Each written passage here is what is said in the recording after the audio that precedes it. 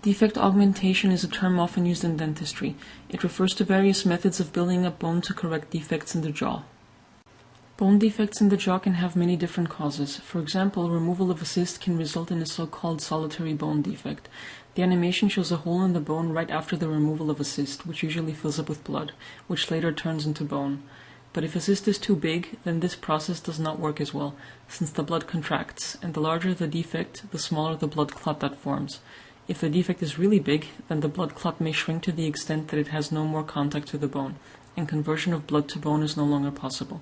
This results in a bone defect. These bone defects make implanting difficult. Moreover, these defects can cause pain, especially if the holes in the bone are very big.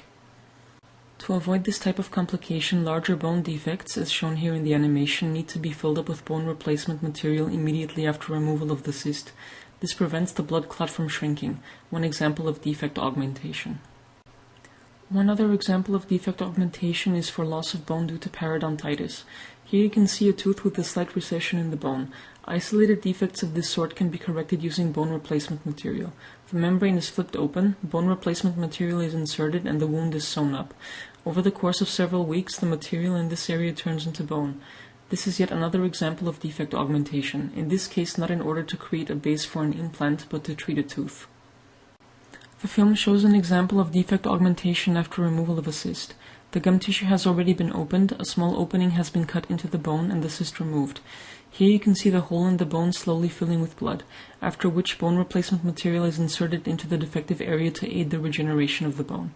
Since the tissue lining the bone, periosteum, was not damaged during the operation, there is no need to insert a membrane as a connective tissue barrier. The periosteum is its own best protection.